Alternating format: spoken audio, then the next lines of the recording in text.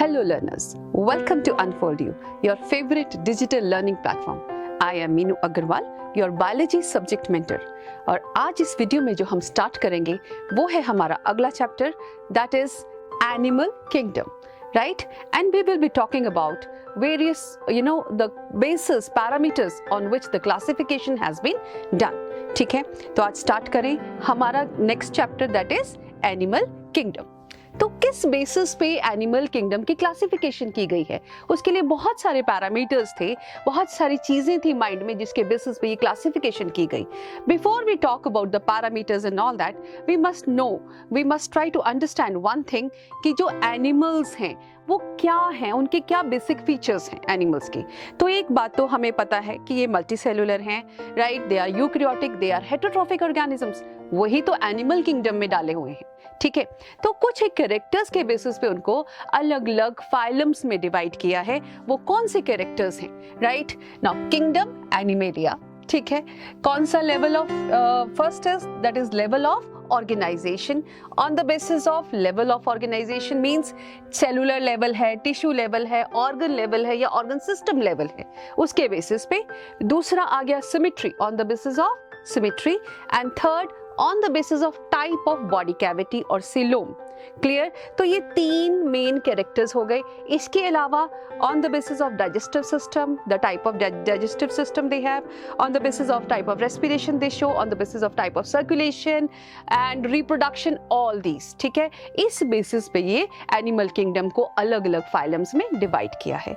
ठीक है, अब हम अंडरस्टैंड करेंगे एक एक पैरामीटर को डिटेल में. उससे पहले हम ये टेबल समझेंगे. ठीक है, इस टेबल में क्या है? लेवल ऑफ ऑर्गेनाइजेशन, किस तरह का लेवल है ऑर्गेनाइजेशन का, बॉडी का ऑर्गेनाइजेशन किस तरह का है. It can B cellular, it can B tissue, it can B organ and organ system level. Cellular level में तो एक ही कैटेगरी आ गई, दैट इज पॉरिफेरा. ठीक है, ये आपको याद करने हैं सारे नेम्स. सेलुलर लेवल में एक कैटेगरी आ गई, कौन सी आ गई? पॉरिफेरा. ठीक है, फिर रेडियल के अंदर आ गई दो कैटेगरी, सिलेंट्रेटा एंड सिटनोफोरा. ठीक है, टिश्यू ऑर्गन सिस्टम लेवल अगर है तो उसमें सिमेट्री दो तरह की देखने को मिलेगी. जिन ऑर्गेनिजम्स में ये सिस्टम है ऑर्गेनाइजेशन का, दे will show two types of symmetry, एक रेडियल एक बायलेटरल. हम अगली स्लाइड्स में ये सारी डिटेल में पढ़ेंगे. सिर्फ हम ये जानना चाह रहे हैं इसमें कि कौन कौन से फाइलम्स को हमने कैटेगरीज में डिवाइड किया है according to the different characters. ठीक है, इससे हमारे को लर्न करना इजी हो जाएगा. तो रेडियल सिमेट्री के बेसिस पे दो कैटेगरीज हैं, एक सिलेंट्रेटा और एक सिटनोफोरा. तीन फाइलम्स क्लियर हो गए. तो पॉरिफेरा में कौन सा लेवल? सेलुलर. रेडियल सिमेट्री जिसमें टिश्यू लेवल है या ऑर्गन सिस्टम लेवल है, सिलेंट्रेटा एंड सिटनोफोरा. ठीक है, फिर आ जाओ बायलेटरल सिमेट्री. बायलेटरल सिमेट्री अगर ऑर्गेनिजम्स में देखने को मिलती है तो these organisms they show different type of coelom also. Coelom अलग तरीके का मिलेगा. They can be without coelom, acoelomates. जैसे कि एग्जांपल ले लिया हमने Platyhelminthes. With false coelom, pseudocoelomates कहते हैं. एस्कीहेलमिन्थस आ गया. ट्रू सीलोम सीलोमेट्स, इसमें Annelida, Arthropoda, Mollusca, Echinodermata, Hemichordata and Chordata. ठीक है, तो ये कुछ एक पैरामीटर्स हैं जिसके बेसिस पे हमने पूरी एनिमल किंगडम को क्या किया है? क्लासिफाई किया है. Clear? Now levels of organization we will study कि कौन कौन से लेवल्स ऑफ ऑर्गेनाइजेशन देखने को मिलते हैं. पहला आ जाएगा सेलुलर लेवल. मींस क्या है? इसमें पॉरिफेरा, अभी हमने पीछे देखा स्लाइड में कौन से ऑर्गेनिज्म सेलुलर लेवल में रखे हैं? Porifera. What do they show? They are simply what?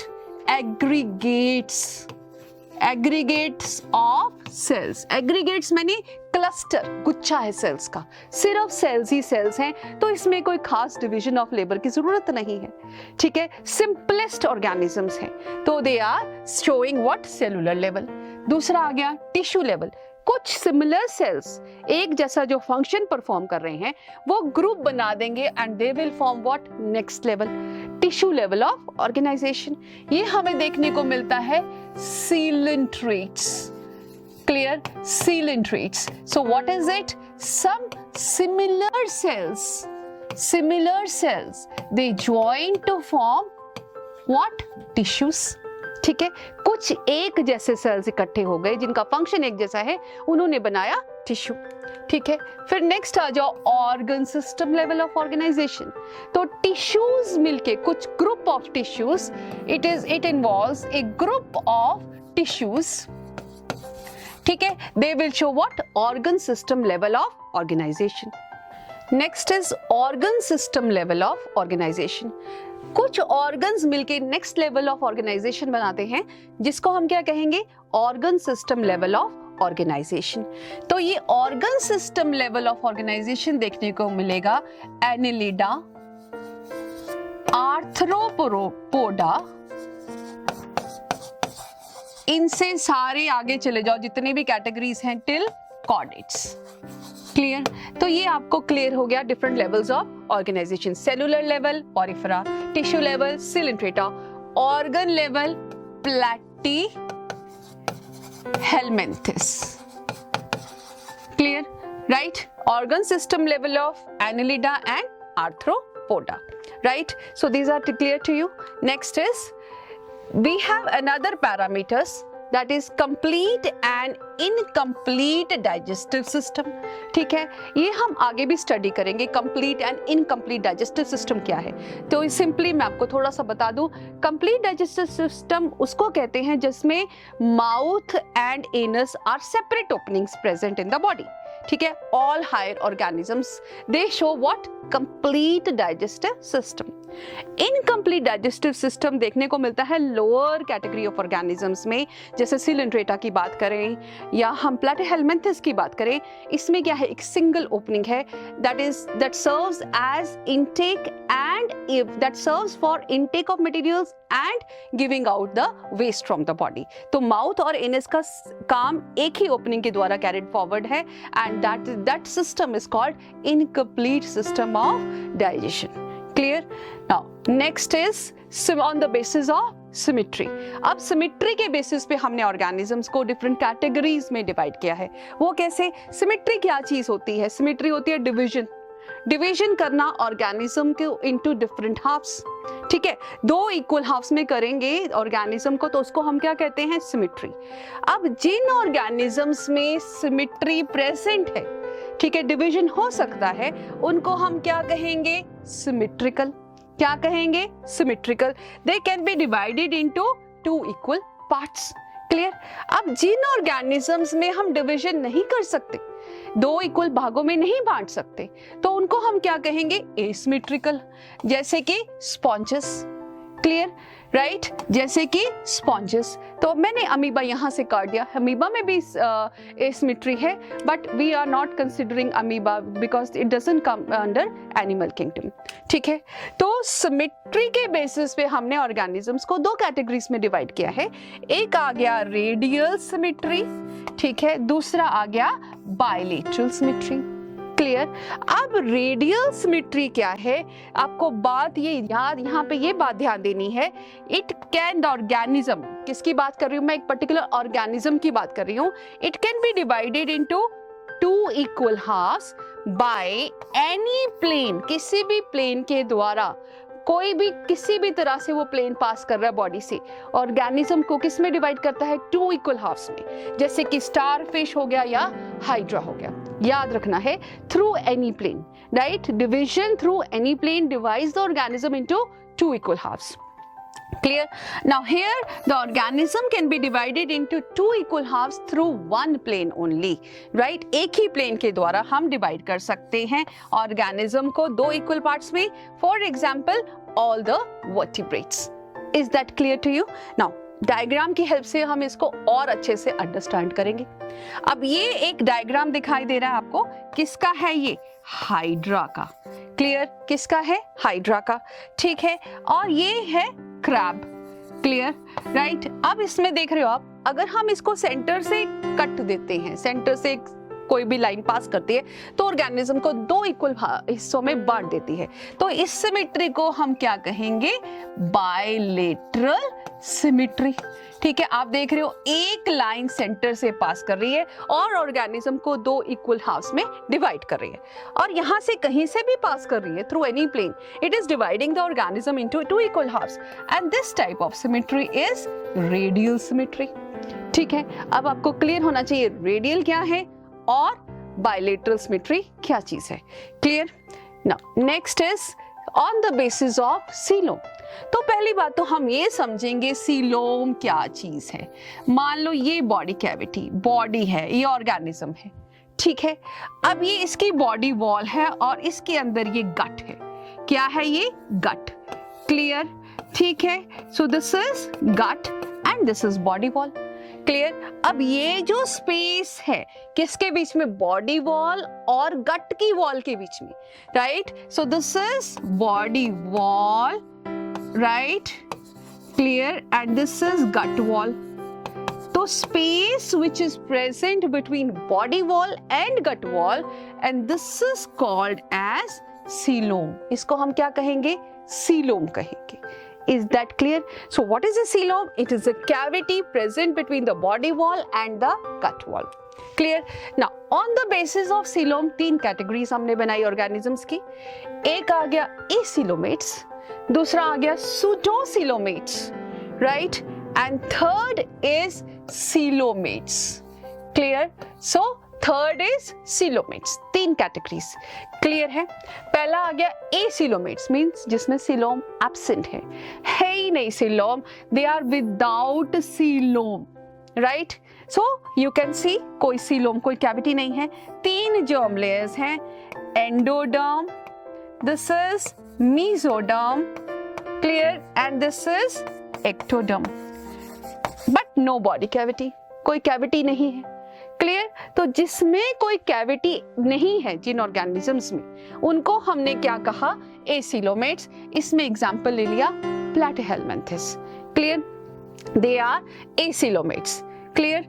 And other lower organisms are also acoelomates. Clear? चाहे हम बात करें पोरिफेरा की, that is also acoelomate. Now pseudocoelomates. Now body cavity is not lined by mesoderm. Body cavity तो present है, right? जैसे ये mesoderm है, किस फॉर्म में प्रेजेंट है? मेसोडर्मल पाउचेस के फॉर्म में, right? It is present in the form of mesodermal pouches, जैसे कि एस्केहेलमिन्थिस राउंड वर्म्स में देखने को मिलेगा। ठीक है, तो इसको हम क्या कहते हैं? सूडोसिलोम या फॉल्स सीलोम। क्लियर? अब आ जाओ coelomates, animals which are having true body cavity, जिनमें ट्रू बॉडी कैविटी है, like annelids, arthropods and chordates. जैसे ये बॉडी कैविटी है and it is lined by mesoderm. Clear? ये एंडोडर्म। क्लियर? ठीक, ये mesoderm and this is ectoderm. Clear? जब body cavity mesoderm के द्वारा लाइंड है, उसको हम क्या कहेंगे? सीलोमेट्स कहेंगे। Is that clear to you? Right? So this is on the basis of coelom. So we have three categories. Clear? Now next, on the basis of number of germ layers. Germ layers क्या होते हैं? They are a group of cells which function as unit. और जो आगे जाके क्या बनाएंगे? Tissues and organs. समझ आई? तो germ layers क्या होती है? It is a group of cells which form tissues and organs in the later stages in the life. Clear? तो कितनी जर्म लेयर्स होती हैं? Basically ectoderm, endoderm and mesoderm, 3 germ layers, right? अगर तो तीनों जर्म लेयर्स प्रेजेंट हैं, जैसे कि इसमें दिखाया हुआ है, एक्टोडर्म भी है, एंडोडर्म भी है, so this is endoderm, this is ectoderm and this is mesoderm. Clear? So this type of arrangement is called triploblastic. If all the 3 germ layers are present, we call those organisms as triploblastic. तो all chordates में कहूंगी, right? Annelids onwards, right? They are what? Triploblastic. Chordates, annelids, echinoderms, mollusks, ये क्या हैं? Triploblastic है। ठीक है, अब आ जाओ डिप्लोब्लास्टिक, जिनमें क्या एब्सेंट है? मेसोडर्म। बीच की लेयर एब्सेंट है, टोटली एब्सेंट नहीं, मतलब कुछ की जगह कुछ प्रेजेंट है। मेसेनकाइम भी हो सकता है, जेली लाइक मेसोग्लिया भी हो सकती है। तो जिनके अंदर मिडल वाली लेयर एब्सेंट है, मेसोडर्म इज एब्सेंट। ठीक है, मेसोडर्म, क्या है, एब्सेंट है, right, they are called diploblastic, right, क्या कहते हैं उनको, diploblastic, right, is it clear to you? 2 germ layers, ectoderm, endoderm, right? Here 3 germ layers, so let me write 3 germ layers जिनमें हैं वो क्या हो गए, ट्रिप्लोब्लास्टिक, 2 germ layers जिनमें हैं वो क्या हो गए, डिप्लोब्लास्टिक। फॉर एग्जाम्पल पॉरीफेरा, ठीक है, पॉरीफेरा इज डिप्लोब्लास्टिक, सीलेंट्रेटा क्या है, again diploblastic. So this is on the basis of germ layers. Clear? Next, on the basis of body plan.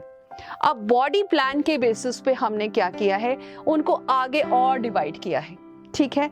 अब बॉडी प्लान के बेसिस पे हमने क्या किया है, सेल एग्रीगेशन, अगर सेल्स की एग्रीगेशन ही है, सिंपल, ठीक है, cluster of cells with limited division of labor in which tissues and organs are absent, जैसे कि एग्जाम्पल लो स्पॉन्जेस, ठीक है, सेल एग्रीगेट है, सेल का क्लस्टर है, गुच्छा है, मास है, ठीक है। Blind sac body plan, blind sac body plan का क्या मतलब है कि एक ही ओपनिंग प्रेजेंट है, वही दोनों काम करेगी, माउथ का भी और एनस का भी। So cells are organized into tissues, tissues में तो ऑर्गेनाइज्ड है, ठीक है। अब डिवीजन ऑफ लेबर भी है and their tissue performs a specific task also, but only single opening is present, both ingestion and ejection. Ingestion मैंने लेना, ejection मैंने remove करना waste को, ठीक है। For example, coelentrates, flatworms and ctenophores. Is that clear? अब आ जाओ ट्यूब within a tube, एक ट्यूब और उसके अंदर एक और ट्यूब, वो कैसे, एक तो बॉडी वॉल ट्यूब होगी बॉडी, उसके अंदर एलिमेंट्री कैनाल की ट्यूब, ठीक है। Now here it is organ system level of organization देखने को मिलेगा, यहाँ पे क्या देखने को मिला था, टिश्यू लेवल, डिफरेंस है यहाँ पे टिश्यू लेवल और यहाँ पे organ system level of organization. Proper digestive canal is present, जिसमें कि 2 ओपनिंग्स प्रेजेंट हैं, one is for ingestion, other is for ejection. Asci helminthes and all chordates, ये भी हम इसमें लिख सकते हैं। तो ये आपको क्लियर हो गया on the basis of right body plan. It can be cell aggregate, it can be blind sac, or it can be tube within a tube body plan. Clear? Now the body plans of all higher invertebrates and vertebrates, clear, it can be further, it cannot be described due to increase in their body complexity on the basis of development from blastopore. कहाँ से blastopore क्या चीज होती है, actually जब embryo divide zygote होता है, zygote में कुछ डिविजन स्टार्ट होती है, ये आप हर क्लासेस में पढ़ेंगे, मैं आपको सिर्फ थोड़ा सा एक ब्लास्टोपोर समझाने के लिए बता रही हूँ। जाइगोट है, उसमें डिविजन्स हो जाती हैं, एक बॉल बन जाता है और उस बॉल में फिर अरेंजमेंट ऑफ लेयर स्टार्ट हो जाता है, तो इस स्ट्रक्चर को हम एक ब्लास्टोसिस्ट कहते हैं। और ब्लास्टोसिस्ट जब ये आगे गेस्टुला बनता है तो उसमें एक ओपनिंग होती है, उसको हम क्या कहते हैं, blastopore. So on the basis of blastopore 2 categories हैं, प्रोटोस्टोम्स एंड डिट्यूरोस्टोम्स, जिनमें माउथ डेवलप होता है ब्लास्टोपोर से पहले, ठीक है, एंड एनस लेटर अपीयर्स, पहले माउथ अपीयर हुआ और एनस बाद में अपीयर होगी, उनको हम क्या कहते हैं, protostomes. Annelids, molluscs, arthropods and round worms आ गए। डिट्यूरोस्टोम्स कौन से होते हैं, जिनमें एनस पहले डेवलप होती है and mouth develops later, right, all echinoderms and chordates. Clear? So these is 2 categories, that is protostomes and deuterostomes. I hope it is clear to you, right? Now next is segmentation and notochord. On the basis of segments means body में divisions कितनी है, ठीक है, segmented है या unsegmented है, and on the basis of notochord. notochord क्या चीज होती है, एक rod like structure होता है जो dorsal side of the body में present होता है and it is derived from mesoderm, ठीक है। On the basis of segmentation we have 2 categories. पहला आ गया metameric segmentation and second is pseudo metamerism. अब मेटामेरिक सेगमेंटेशन क्या है, body is divided both externally and internally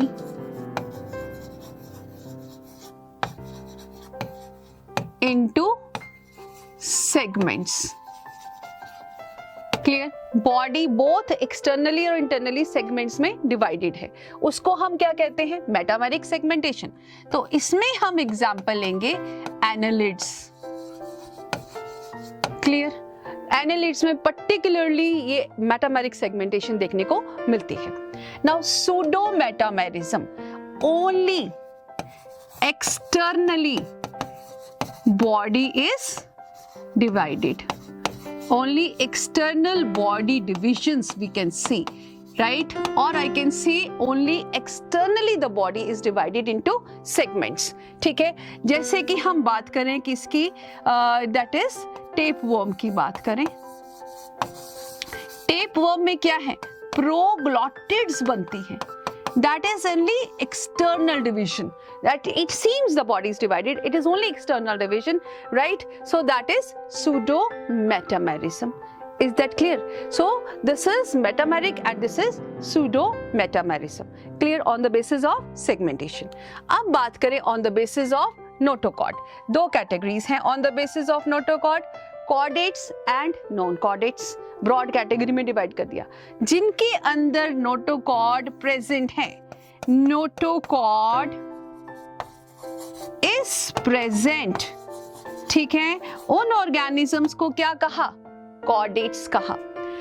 and जिनके अंदर क्या है? नोटोकॉर्ड इज एब्सेंट, उसको हम उनको क्या कहा हमने? Non chordates. Is that clear to you? So this is chordates and non-chordates. I hope it is clear to you, right? So on the basis of segmentation and notochord, आपको अब समझ आ जाना चाहिए, ठीक? अदर इंपॉर्टेंट फीचर्स, इन सब के अलावा कुछ और भी फीचर्स हैं जिसके बेसिस पे हमने क्लासिफिकेशन की हुई है। इसकी हम थोड़ी सी बात कर चुके हैं, फिर से रिपीट करेंगे। डाइजेस्टिव ट्रैक्ट के बेसिस पे complete and incomplete. Complete digestive tract क्या होता है? जिसमें दो ओपनिंग्स होती हैं, एक mouth and anus. Mouth injection के लिए, एनस इजेक्शन के लिए, ठीक है। इनकम्प्लीट डाइजेस्टिव ट्रैक्ट कौन सा होता है? जिसमें सिंगल ओपनिंग होती है for intake and ejection. Injection and ejection के लिए एक ही सिंगल ओपनिंग है। जैसे कि हम बात करें किसमें? सिलिंट्रेट्स में। क्लियर? सिलिंट्रेट्स में we have incomplete digestive tract and all chordates, annelids onwards, ठीक है, वो सब क्या है? They show what? Complete digestive tract. Clear? Now on the basis of circulatory system, circulatory system के बेसिस पे क्या है? दो कैटेगरीज हैं। कुछ ऑर्गेनिजम्स में close circulatory system and some organisms they have open circulatory system. Close circulatory system का मतलब क्या है? Blood flows in closed vessels, that is arteries and veins, ठीक है। ब्लड वेसल्स में ब्लड फ्लो करेगा, that is arteries and veins में flow करेगा। हम बात करें एनालिडा से स्टार्ट्स, ठीक है। एनालिडा ऑनवर्ड्स देखने को क्या मिलेगा? क्लोज्ड। एनालिडा में बात करें या फिर हम बात करें in case of all chordates, clear, we will find this system that is closed circulatory system. Clear? Now open circulatory system क्या चीज है? जिनमें ब्लड वेसल्स नहीं है। क्या है? ओपन बॉडी कैविटी है। ओपन बॉडी कैविटी में ब्लड जैसा स्ट्रक्चर, फ्लूइड फ्लो करता है, जो कि हेल्प करेगा रेस्पिरेशन में या एक्सक्रीशन में या न्यूट्रिशन में, राइट? तो they don't, the open circulatory system में क्या है? They don't have blood vessels, they have open blood spaces. Open body cavity और open spaces are present and these are called sinuses, जिनकी through blood flow करता है। and example is arthropods, cockroach. Arthropoda में specially cockroach we can see. Clear? Right? So is that clear? Closed क्या है और open circulatory system, दोनों में अंतर क्या है? आपको क्लियर है? Right? So this is about the important features, right? Now another important feature is excretory system. On the basis of excretion, जो organisms ammonia as excretory waste release करते हैं उनको हम अमोनोटेलिक कहते हैं, and कुछ ऑर्गेनिजम्स क्या रिलीज करते हैं अपनी बॉडी से, यूरिया के फॉर्म में वेस्ट, जैसे ह्यूमन बींग्स हैं वो यूरिया के फॉर्म में वेस्ट रिलीज करते हैं, so they are called as ureotelic. ठीक है, अमोनोटेलिक में हम लोअर ऑर्गेनिजम्स का एग्जांपल ले सकते हैं, पॉरीफेरा का, सिलिट्रेटा का। ठीक है, यूरिकोटेलिक में, यूरिकोटेलिक क्या होते हैं, जो कि अपनी बॉडी से यूरिक एसिड के फॉर्म में वेस्ट रिलीज करते हैं, they are called as uricotelic. All birds, reptiles, they are what, uricotelic. तो on the basis of excretion तीन कैटेगरीज हो गई ऑर्गेनिजम्स की, ammonotelic, ureotelic and uricotelic. Ammonotelic क्या एक्सक्रीट करेंगे, अमोनिया। यूरिकोटेलिक क्या एक्सक्रीट करेंगे, यूरिया। यूरिकोटेलिक क्या एक्सक्रीट करेंगे, यूरिक एसिड। अमोनोटेलिक का एग्जांपल क्या लिया आपने, स्पॉन्जेस एंड सिलिंट्रेट्स। यूरियोटेलिक में हमने क्या एग्जांपल लिया, human beings, right, higher organisms, specially human beings हम कोट कर सकते हैं। यूरिकोटेलिक में हमने क्या एग्जांपल लिया है, birds and reptiles. Clear? So these are certain features, right, on the basis of which we have done classification of organisms. अब बात करें reproduction and development. Reproduction और development भी organisms में different types की देखने को मिलती है। ठीक है, वैसे तो lower organisms में क्या है, asexual और sexual reproduction दोनों ही present है, but जैसे से हम higher की तरफ move करेंगे we find only sexual reproduction is present। ठीक है, asexual reproduction हमें porifera में देखने को मिलती है, ठीक है, सिलिंट्रेटा में देखने को मिलती है। Clear? So that is asexual reproduction के द्वारा रिप्रोडक्शन होती है। Even in some other organisms also, echinoderms में भी सेक्सुअल रिप्रोडक्शन देखने को मिलेगी, जैसे स्टारफिश में। सेक्सुअल रिप्रोडक्शन गोनाड्स के through, all higher organisms and some of the lower organisms also, they show this type of reproduction, that is sexual reproduction.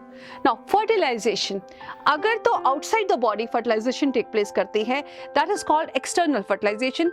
If it takes place inside the body, that is called internal fertilization. So fertilization can be of two types, external and internal. Clear? Now depending upon development of the organism, we have two categories, direct development and indirect development. मतलब क्या है, direct development में क्या होता है, no larval stages are present, direct development हो जाएगी। indirect development में क्या होगा, young one से larval stages बनेगी and then the development will take place. तो young one, it resembles the adult, right, and young one resembles the adult. Intermediate stages are absent, कोई larval stages नहीं है। Metamorphosis जो psychological जो cyclical changes होते हैं, पूरे morphological changes होते हैं young one से adult बनने में, वो सारे changes absent हैं। Hydra में देख लो, man में देख लो, ठीक है। Example indirect development की बात करें, young one larvae they do not resemble the adult. Larvae बिल्कुल different होगा adult से, so stages different stages से पास करेगा और उसको हम क्या कहेंगे, indirect development. Intermediate stages present हैं, मेटामॉर्फोसिस देखने को मिलती है, मॉर्फोलॉजिकल चेंजेस देखने को मिलते हैं।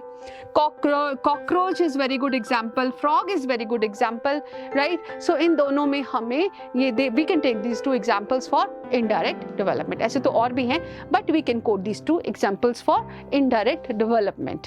क्लियर है? तो एक बार फिर से, डायरेक्ट और इनडायरेक्ट क्या होती है, डायरेक्ट में कोई लार्वल स्टेजेस नहीं है, young one resembles the adult, ठीक है, उसको सिर्फ साइज में बढ़ना है। और इसमें क्या है, इनडायरेक्ट डेवलपमेंट में जो यंग वन है टोटली डिफरेंट है फ्रॉम द अडल्ट और it undergoes certain changes to form an adult, then those changes are called as metamorphosis. So this is indirect development. I hope ये सारे आपको points clear हो गए होंगे, ठीक है। Now let us answer some questions based on the topic we have discussed. What is the difference between closed and open circulatory system? अब closed and open circulatory system में difference क्या है? Closed circulatory system क्या है, जिसमें blood कहाँ flow करता है, blood vessels में। Open circulatory system क्या है, जिसमें blood ओपन स्पेसेस जो है बॉडी के अंदर, जैसे कि कॉकरोच की बॉडी के अंदर है, ठीक है, और उन स्पेसेस को हम क्या बोलते हैं, साइनसेस में फ्लो करता है, that is called open circulatory system. अगला क्वेश्चन है, हमें डिफाइन करना है डिप्लोब्लास्टिक एंड बायलेटरल सिमेट्री। दो टर्म्स को डिफाइन करना है। डिप्लोब्लास्टिक क्या चीज है, जिसमें 2 जर्म लेयर्स होती हैं, उनको क्या कहते हैं, डिप्लोब्लास्टिक। पॉरीफेरा क्या है, डिप्लोब्लास्टिक। सिलिंट्रेटा क्या है, डिप्लोब्लास्टिक, ठीक है।